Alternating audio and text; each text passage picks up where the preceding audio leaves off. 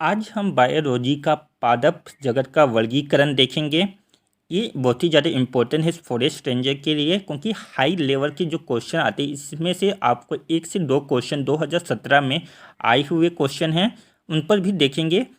तो स्टार्ट करते हैं पादप जगत या का वर्गीकरण। तो पादप जगत को उनकी शारीरिक संरचना के आधार पर 2 भागों में विभाजित किया गया है, अविकसित पादप और विकसित पादप।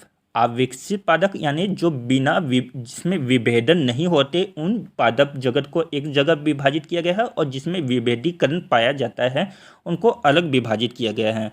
तो जिसमें विभेदीकरण नहीं होता, जिसमें के शारीरिक संरचना में जिनके शारीरिक संरचना में विभेदीकरण नहीं होता, उन्हें थेलोफाइटा कहा जाता है।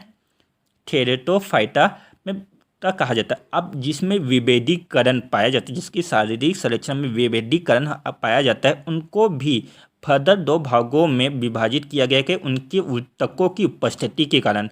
कौन सी उत्तक?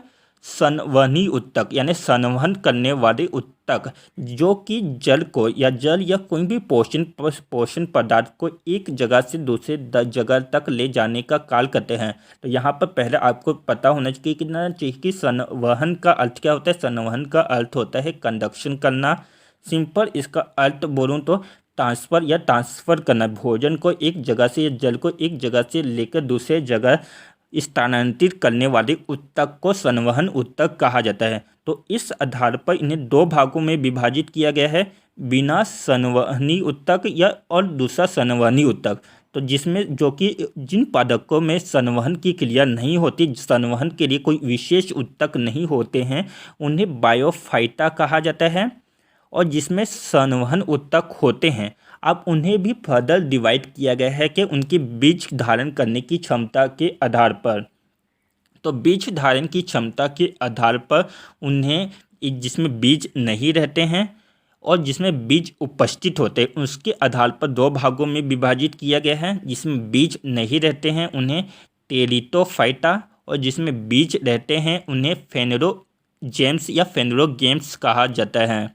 ठीक है, जिसमें बीज नहीं होंगे उन्हें टेरिटोफाइटा, और जिसमें बीज उपस्थित होते हैं उन्हें फेनेरोजेम्स कहा जाता है।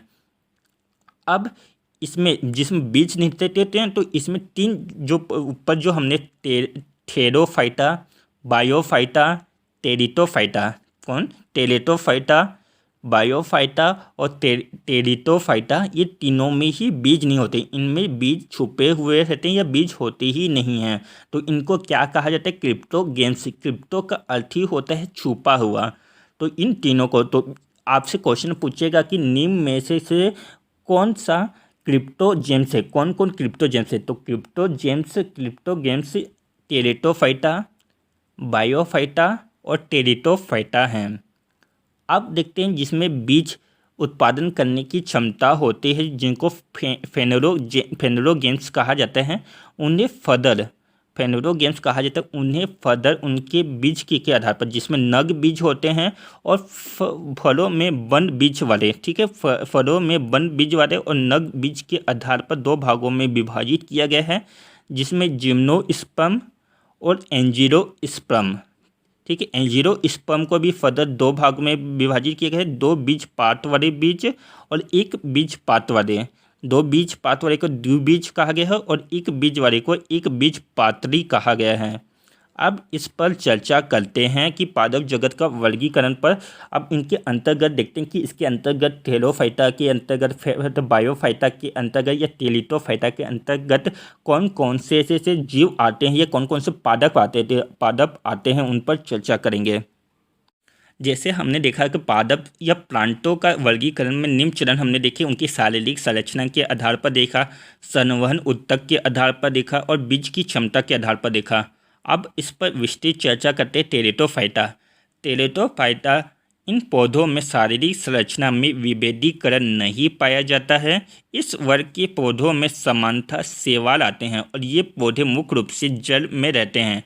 आपको इन जितने भी हैं इनके एग्जाम्पल ही याद रखते हैं कि इसके अंतर्गत क्या आता है, जो कि एग्जाम में बहुत ही ज़्यादा आता है। आपको इसमें से 3-4 नाम बता रहा हूँ, उसको आप याद करके रखिएगा। यूरोथिक्स, यूरोथिक्स, स्पाइरोगाइला और काला। ठीक है, यूरोथिक्स और स्पाइरोगाइला। यूरोथिक्स 2017 में आया हुआ है क्वेश्चन है। ठीक है, यूरोगाइला और स्पाइरोगाइला तो ये टेरोफाइटा में आता है, जिसमें विभेदीकरण नहीं होता है। मैंने इसके नीचे में डायग्राम भी लिखे, स्पाइरोगाइला, यूरोथिक्स और टेरोफाइटा की कुछ और एग्जाम्पल के डायग्राम दिखे हैं, आप उनको भी देख लीजिएगा। जैसे अलवा, अलवा क्या है, टेरोफाइटा के अंतर्गत आता है। अब देखते हैं बायोफाइटा। बायोफाइटा इस वर्ग में, ठीक है, पादप जगत के वर्ग में उभयचर कहा जाता है। तो पादप जगत का उभयचर किसे कहा जाता है, बायोफाइटा को कहा जाता है। बायोफाइटा की क्या विशेषता, उस पर देखते हैं। बायोफाइटा में जो जल का संवहन नहीं होता, क्योंकि जल के संवहन के लिए कोई विशेष उत्तक नहीं होती है। इसके एग्जाम्पल आपको याद रखने हैं, फ्यूनेलिया मार्केशिया। तो बायोफाइटा के एग्जाम्पल क्या है, फ्यूनेलिया मार्केशिया। नीचे डायग्राम भी दिया है, आप उसको ध्यान से देख लीजिए कि फ्यूनेलिया कैसे दिखता है और मार्केशिया कैसे दिखता है। अब नेक्स्ट देखते हैं टेलिटोफाइटा। इनमें एक भाग से दूसरे भाग तक जाने के लिए विशेष उत्तक होते हैं। जो भोजन पदार्थ एक पदार्थ से दूसरे पदार्थ में जाने के लिए इनमें विशेष उत्तक होती हैं।